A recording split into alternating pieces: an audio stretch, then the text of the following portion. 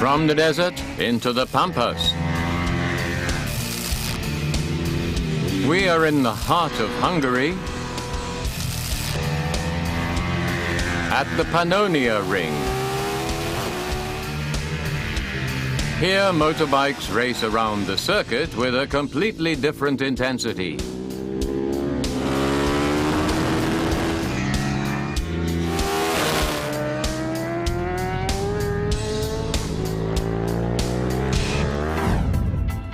What is it about racing bikes, or rather, what is different about them compared to a standard bike? We want to answer this question with the help of a Ducati 848. Gerhard Günther of the drive gear company Zupin has invested a small fortune into shock absorbers, wheels, exhaust and paneling. Conversion of the fork, racing spring struts, magnesium rims, and an exhaust that is as wide as a pipeline. All paneling is made of carbon. The conversion is at World Championship level.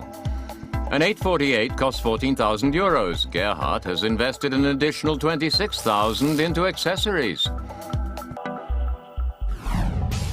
Roland Resch is a professional racing driver. Somebody like him can exploit the potential of the Zupin Ducati completely.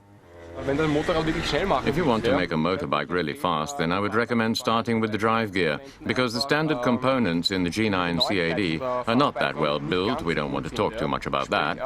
You brake and the motorbike starts being spongy. And when a motorbike starts being spongy at the front fork, it often means there is no feeling for the space in front of you. More feedback equals later braking, faster steering and more banking. It improves by 1 second more per bend. Here a standard bike would lose a lot of time. It is probably best to install an oil insert for the fork, as it is here with the Ducati, which means you can adjust the motorbike extremely well. You can adapt it individually to the rider, which means that if the rider is a bit heavier, you can make the fork a bit harder. Depending on pull or pressure level, it depends. And that's how I can adjust the motorbike really well, so that I can feel something. This means if I don't have a good feeling, then I won't ride it.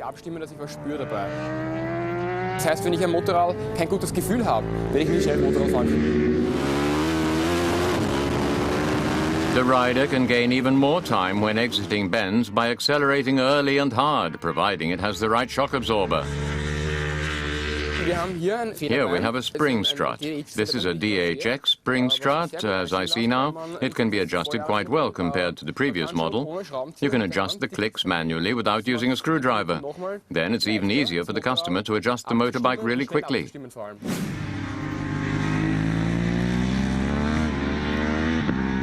The slight slipping means that Roland is accelerating at the tire's limits of adherence. He exploits the engine performance and grip completely. This is only possible if the driver has clear feedback from the rubber. I have experienced this already, that hobby riders think that a total racing bike is difficult to ride, but on the contrary, a racing bike is the easiest to understand motorbike. You sit on it and you can feel everything so precisely. You sit on it and it's cool, it's fun. You can feel the front tire, you can feel the rear tire, and you can really handle it.